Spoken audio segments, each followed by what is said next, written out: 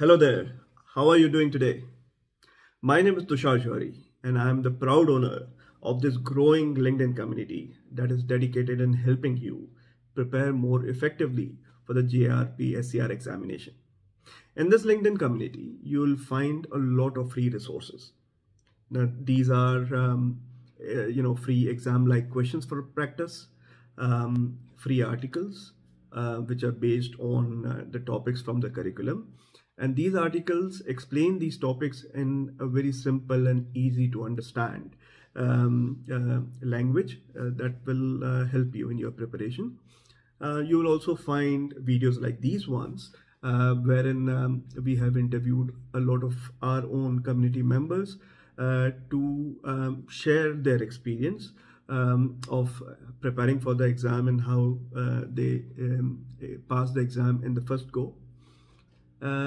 Apart from all this, you will also find ample opportunity to interface or to network with the highly talented community members where you can exchange your ideas, ask questions, and you can also share the documents which you think will be useful for the other community members. For this episode of the podcast, Top SCR Nuggets, I've invited one of our community member. His name is Heinrich van Rooy. He is from South Africa. Heinrich had joined this LinkedIn community for his exam, which he was planning to take up in October 2023. I had an opportunity to interact with Heinrich on multiple occasions.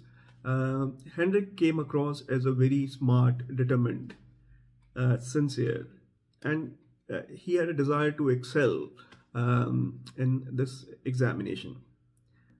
He was very regular in asking very pertinent questions, very thought-provoking questions, and which even made me to study a little deeper before I could answer all his questions.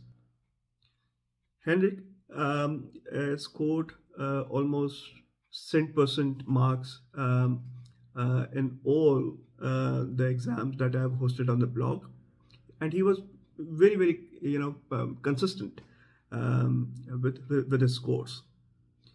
And I was always very intrigued by how he was actually doing it. What is the secret behind his performance?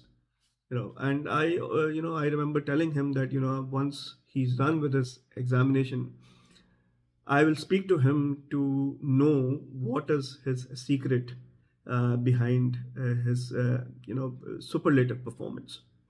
Heinrich was kind enough to acknowledge, to agree, to speak to me and share his experience with all of you, which I'm sure would really help you prepare in a much better way. So in this episode, Heinrich would basically be sharing his experience, tips, and techniques which you can pick up and use for your preparation. One more interesting thing I would like to share about Heinrich. Heinrich informed that he could finish his actual GRP SCR examination in just 1.5 hours. Just 1.5 hours. Now, you should know that this examination is for 3 hours, and a lot of people find it difficult to finish this exam within 3 hours, but Heinrich managed in 1.5 hours. It is interesting, isn't it? So, you can imagine the kind of experience and the tips and techniques that Heinrich is going to share in this episode. I'm curious to know about it. Are you not? If you are, then come along. Let's speak to Heinrich and find out from him as to what he has to share. All right. Welcome, Heinrich, to this episode of this podcast, Top SCR Nuggets. And thank you so much for your time, for making time out of your busy schedule to attend this episode. So thank you so much, Sure. Heinrich. It's only a pleasure from my side, Tushar. Thank you very much for inviting me to be a part of your podcast. I thoroughly enjoyed your previous sessions with some of the other individuals that have actually joined. I'm pretty active on the LinkedIn group. Still follow the conversations that are being held, and congratulations on the steam that you've picked up on your SCR exam preparation. Right. Thank you so much, Heinrich. And I think this was an episode which was long due, but I'm sure your story is really inspiring as to how you prepared, and I'm sure a lot of listeners to this episode will definitely get inspired. They will pick up a lot of tips and maybe tricks, techniques, which will, which we both of us sincerely hope that can help them in preparing better for their exam and ultimately, obviously, succeed in their examination. So, yeah, absolutely. Right. So, to start with, Henrik, I would, request you to introduce yourself. Where are you coming from? And and from that point, we'll take the conversation forward. Great. So maybe just a little bit of background of myself, or you're going to first ask? No, you go ahead. Go ahead. Introduce yourself. Okay, great. That's fine. So a little bit of background about myself. I have extensive experience within the financial sector, more so banking and insurance specifically.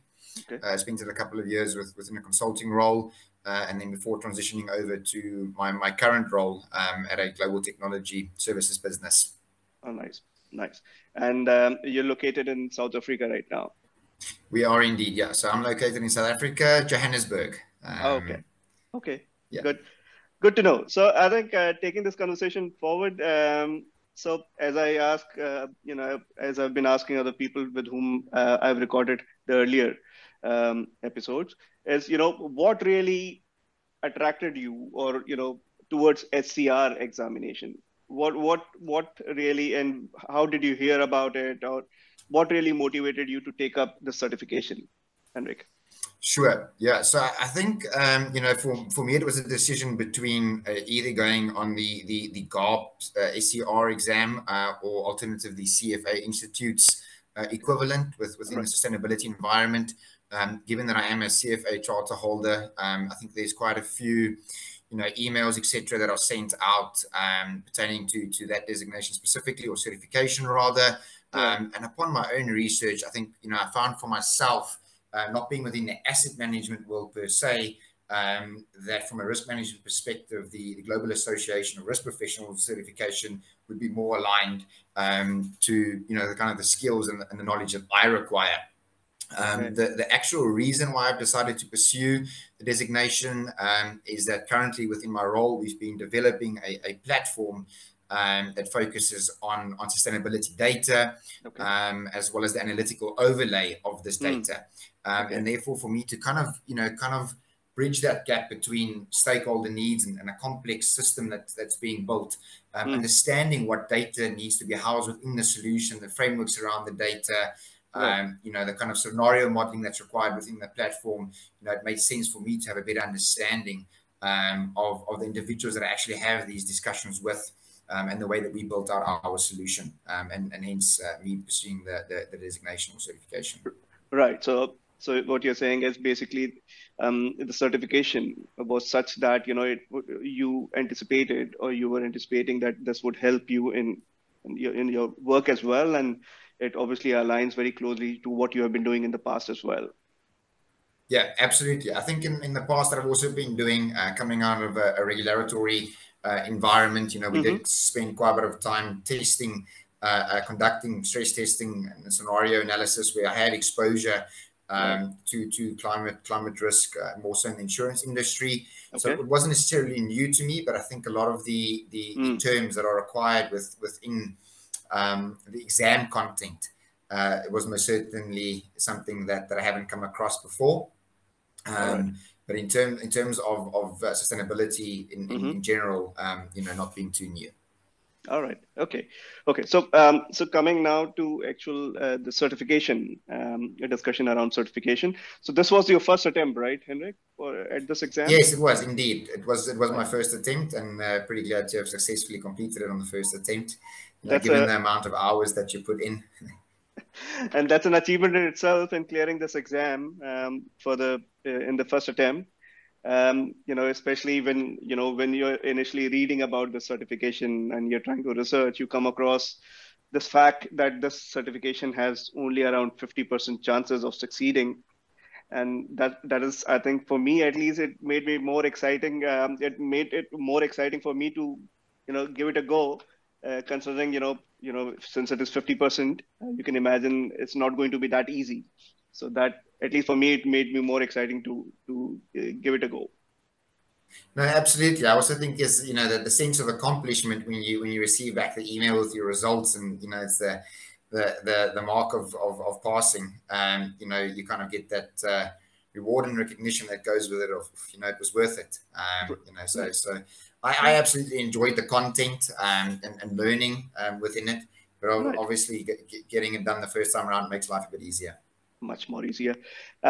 So I think coming to the preparation part. So when you decided to take it up, and considering the kind of the challenging certification, the exam, how challenging the exam is, what was your high level strategy that you prepared for yourself to prepare for this examination? Sure. I think firstly, I need to give some accreditation and kudos to you for the guidance that you provided, offline in terms of our chats, because I think, and this is where I believe that these conversations will help future candidates, is, you get this amount of content, which isn't necessarily a lot. But, you can kind of work through it 2-3 times, but you never actually understand how to approach the exam itself in terms of questions and preparation. Right. So I kind of went with the idea of reading through material 2 or 3 times, but mostly trying to focus on practice questions a lot. Okay. So I think that was my strategy.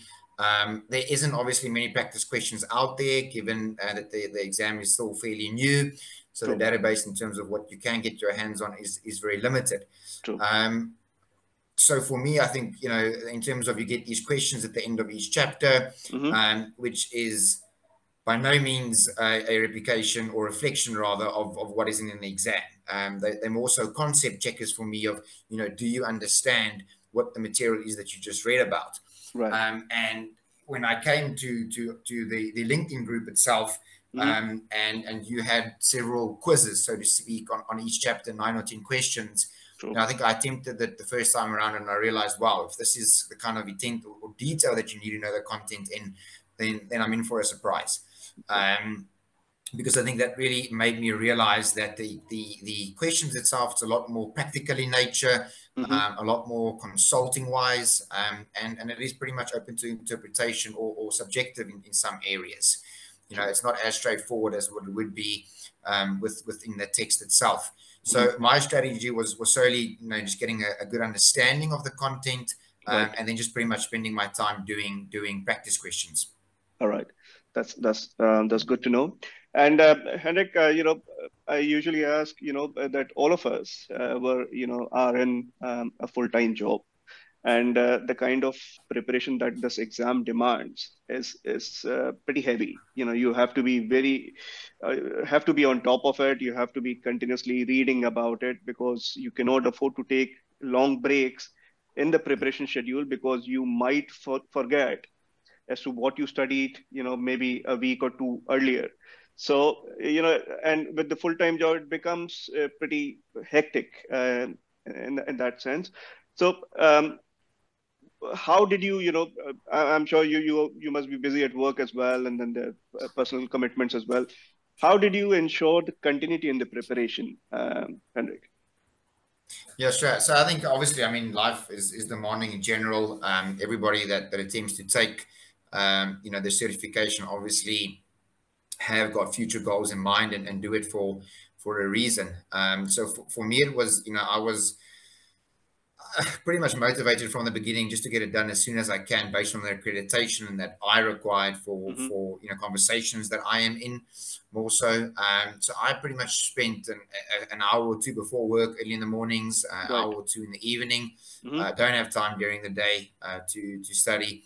And then I honestly use a lot of my weekends. I believe there's a lot of sacrifice that does go in. True.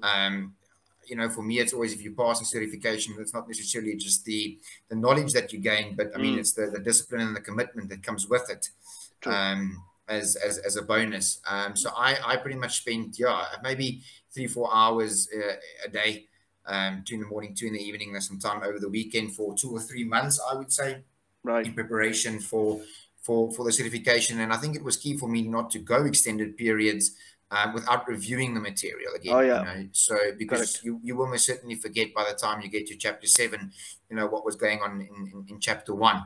True. I think something was also really beneficial was, out of the questions, going and ensuring, well, and answer A is correct, but why is B and C incorrect? Correct. And therefore, I actually learned quite a lot in terms of what is right and why it's incorrect. Correct. And that is where, the practice comes in handy, where you have to, lay your hands on as many practice questions as possible so that, you get hang of the kind of questions that can come in the exam. And then basically you also try to, it will make you, get in the groove of thinking or approaching the questions in a particular way. And that is where the practice absolutely becomes really important for these exams. All right. So another question is, Henrik, what kind of material did you refer for this exam? Was it only the book, or there are a lot of extra readings as well, which are prescribed by GARP? So what kind of material did you refer for your preparation? Sure. So I think, initially I just gave it a once over the content in terms of the books that's provided to kind of gauge, the amount of time that's required to get through it. Initially, I think I did probably start summarizing, and then I realized that, I don't have enough time to go and summarize the content. So let me rather just, try and get as efficient as I can. And when weighing the amount of content that's provided as additional readings versus the weight that it can potentially count, I kind of did decide, what's going to be most beneficial to me, and taking certain readings that I think, well, this is really applicable. But I mean, if it's, very extensive compared to the percentage that it might have within the exam itself, I might just kind of skim over to ensure that at a high level, I know what I need to know.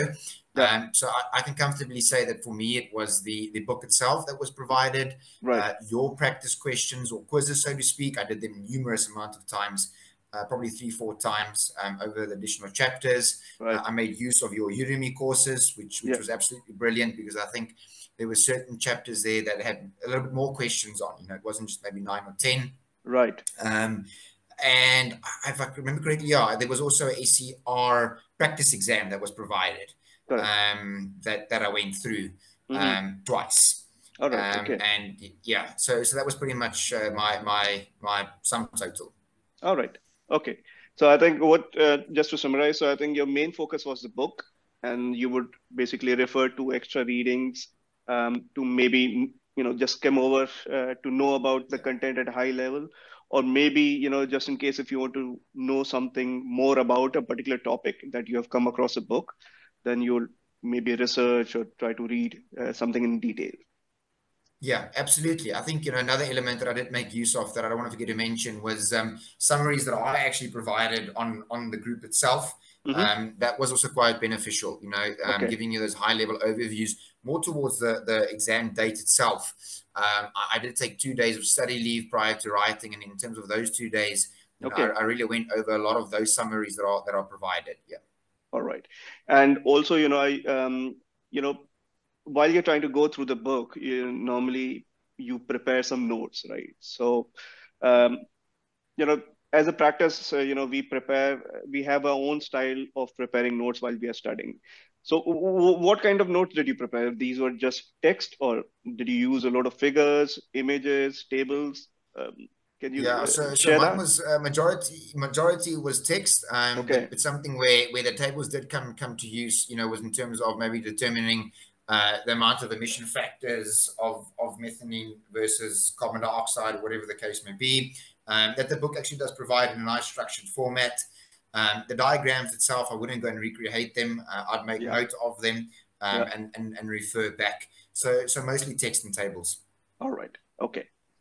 So that, these were handy, at least, whatever, it's like a summary of what you are anyway studying. So once you finish the book and you're trying to revise, then you can revise it much more quickly, because you have that, very filtered content of the textbook in your notes. So absolutely, that's good to know.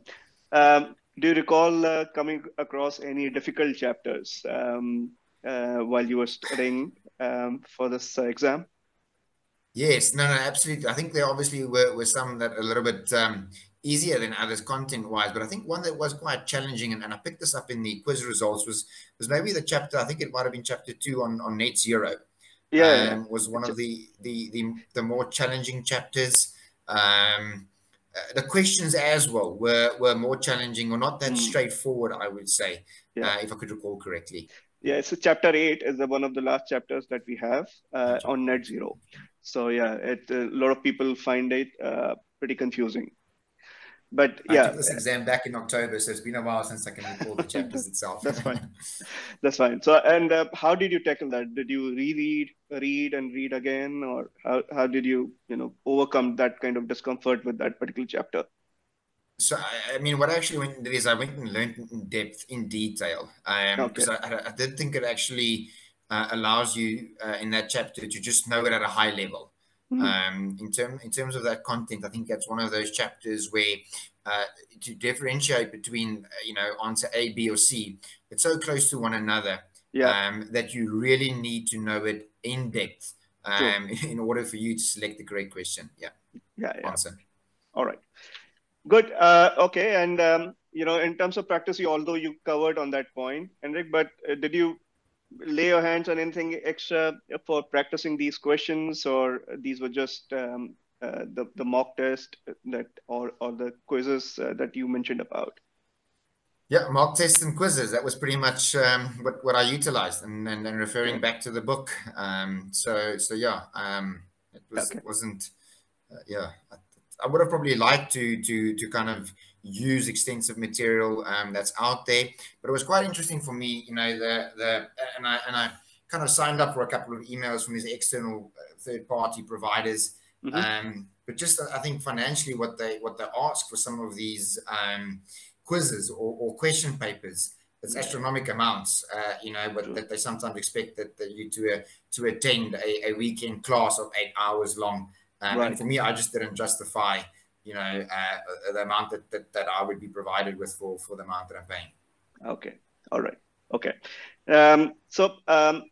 Just, before the exam, do you recall how many times you could revise the entire curriculum, which gave you a lot of confidence before, trying again the mock exam, or just before the exam? How many times did you ended up revising the curriculum? Yeah, sure. So, I mean, but before the exam, I went through the curriculum, the actual book, not my notes, once more.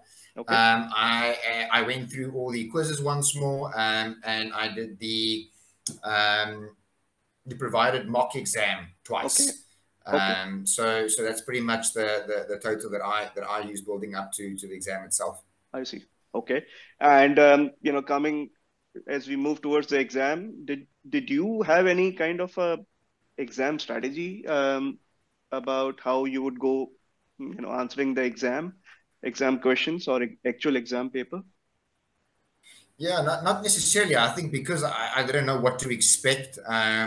Firstly, seeing and obviously the concept questions versus quiz questions versus the mock exam. It was really different to me.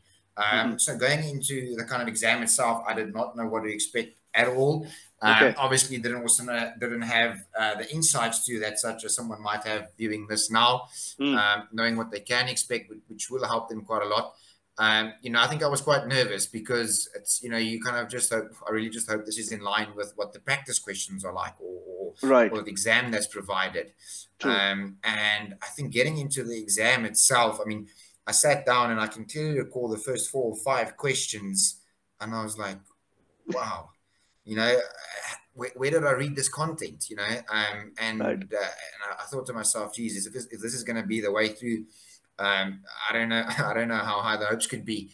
But as I kind of got comfortable to the way, the questions are being asked, and the kind of interpretation that's required to get to the right answer, I was a little bit more comfortable going forward. So I think I spent a little bit more time on the first few questions, just to make sure that I'm not tricking myself. And following that, I must say I kind of got speed going through it fairly quickly. Yeah. you know, as I was comfortable with the way the questions were being asked. Nice. Because, Henrik, I've spoken to a few other peers as well and through this podcast. And all of us, including myself, we had the similar kind of experience in the first 15 or 20 minutes of the exam. Yeah. Sometimes people are blank. Sometimes, they think, what, have I missed few chapters? I'm not able to make out where this question is coming from. Yeah, very true. So, and then I think to all those who are listening, this is going to happen, and it is not true only for this exam, maybe for other exams as well, where you have to keep yourself on the ground. You have to keep yourself collected. You will eventually pick up speed and get used to answering the questions in a much better way. So yeah, absolutely. And I think I mean if take a little bit longer in the beginning, I believe that there's more than sufficient time provided for the exam. right. I did finish with ample time left. And kind of thought about I was never one to go back and revise questions that are completed previously, because Right. you kind of sense that, oh, what is the right one now. Right. However, I did go back to those first 4 or 5 that I completed, Right. given that a bit of extra time, and I realized, no, I'm comfortable with what was selected. Right. So there is enough time, absolutely. Right. And I remember, if I remember correctly, I think you finished the entire exam in 1.5 hours or something. Yeah, It was very quick. I was just under 1.5 hours. Yeah. Right. So yeah, it was really quick. And then once again, you also kind of think, well, did I miss something? But it's not. You Yeah. kind of you get a little bit of motivation as you go along, Right. and power through. Right. So when you came out of the exam hall, how confident were you in that you're going to pass the exam? To be quite honest, I think this is one of the first ones where I came across, and I was not sure. I was a little bit kind of. I think it was the same when I did the practice questions. You're fairly confident the first time you do well, and then the second time you do the same exam and it kind of went worse, and you're like, how's this possible? Right. And walking out of the exam, I knew there were certain questions that I just knew were spot on. I had them correct. Right. Others where I realized that there might have been certain numbers that I had to guess completely.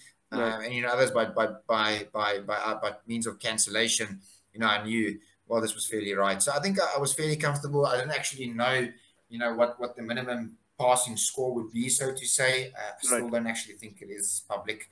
I'm not sure if if there is a kind of benchmark score that's used, or if it's built on each exam being a little bit different. And I think that's one of the things that are a little bit trickier with this form of scoring. Is you don't actually know whether I get 70% or 80%. Do I pass? True. And how the distribution is calculated. I think that makes it a little bit uncertain because it's a percentile scoring, so you actually don't know as to what is going to be the passing mark for somebody. So once you complete your exam and you come out of the exam, you may feel that you have not done well, or you may have done well, but still it is pretty uncertain as to what the result is going to be. So absolutely. And then the result came, and then you passed with flying colors. So it would have been an amazing sense of achievement for clearing this exam in the first go. Yeah, thank you. I mean, I really appreciate it. I must say, I really did have a sense of achievement when I accomplished it first time around. I think just reason being the fact that if it's not the case, it's fine. But the commitment and the time that you put in, and knowing that now you got to kind of wait another 6 months before you get to this. The content would be out of your mind by then, and you got to kind of restart, from scratch. And I think there's a lot of people that then just decide, well, I'm not going to give this another go, So I'm pretty happy that wasn't the case. Sure. Thank you, Heinrich, for that. So, after you cleared your exam, and it has been a couple of months that has passed since you cleared the exam. Do you feel the kind of objectives that you had in mind while or when you wanted to take up SCR exam? Do you think those objectives or the entire purpose of taking this certification has helped you in your work, or it has helped you in some new opportunities? Can you share anything on that? Yeah, absolutely. So I think I've really benefited a lot in terms of the content within the SCR curriculum. I actually haven't stopped, in terms of doing a little bit more research, Mm-hmm. given that we are currently active within this field. Correct. And that might be more pertaining to the global frameworks and standards. I think maybe one thing that, and obviously there are so many out there that the curriculum doesn't go into detail in, is all the specific frameworks, so Mm-hmm. to speak, Correct. at a granular level.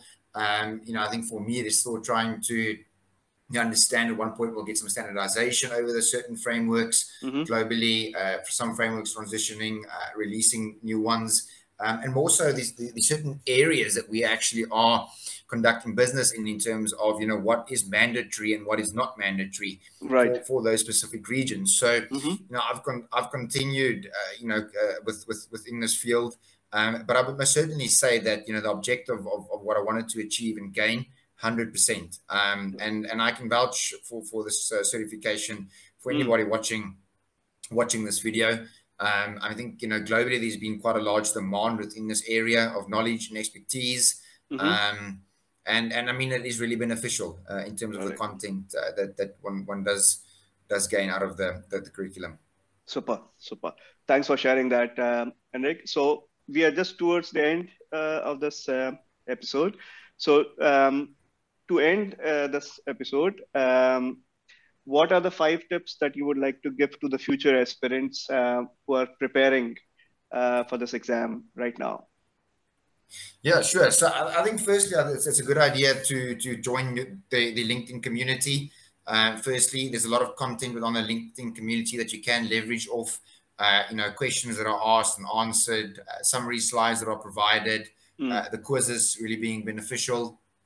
Um, I think something that also that helped me a lot was kind of with on LinkedIn itself also liking other kinds of research, and staying up to date Right. with the areas that are maybe beyond the scope of the curriculum. There are certain aspects, as it all ties in together. Okay. I think one other for me a tip that I could give is to maybe try and find some more practice questions. Okay. I honestly believe that if I could get my hands on more, I would have done more, Right. and would just give you that confidence that you really Mm. need going into the exam, Right. that is maybe lacked by the limited resources that are available. Mm-hmm. I do think there are resources that are available that Right. are fairly cheap. I mean, you've made your quizzes also open, which is Right. great, and thank you for that. And Right. I can really recommend those. So yeah, I think that's pretty much it from my side. Right. I wouldn't spend time going and rewriting the entire curriculum in terms of trying to re-summarize all of it. Right. Maybe just taking out key points that's really crucial that you do pick up, gets asked, Mm. and then obviously just reading over it again ahead of the exam will be really beneficial. But also to understand the content in detail. It's not a lot of content. So you do have, if you put in a bit of time True. to understand the content in detail, would probably be my biggest section of advice. Super, super. All right. So I think it has been a good episode, Henrik. Thank you for sharing all that experience. I know this episode is short to share all the details, but I think everything that you have shared, I'm sure, is going to help a lot of aspirants who are going to watch this video. And I hope both of us, we really sincerely hope that anybody who's listening to this, they may be able to pick up something which will help in making their preparation even more effective, and we hope that they will then be successful at their examination. So thank you so much for your time, Henrik, again. And so I think, we will, you're still part of the community, and then we will continue to be in touch and interacting with each other. So thank you so much for your time again. Yeah, absolutely. And Tushar, thank you very much. I think thank you for starting this initiative. It's great to see the traction that it's gained, and all of the new members, you know, that are interested. Right. From a South African context, you know, there's been a lot of ask around this designation or certification. Really. I've encouraged people to reach out, and, you know, and where I can assist, I most certainly will. Sure. But I want to thank you for taking the time and inviting me to be on your podcast. It's my pleasure. I know we said in the beginning, you know, it was a long time coming, but I'm really glad that we actually finally found some time to make it happen. So thank you very much, and thank you for your support through my CSR examination. It's my pleasure. I think I am really happy that I could be of help to few of you, and then you know, and in return, I've you know, made some friends for lifelong. So I'm glad. Absolutely, and we'll most certainly stay in touch. Sure. Looking forward to speaking again. Thank All you right. so much, Tushar. Lovely day further for you. See you Bye-bye. and speak to you later. Bye.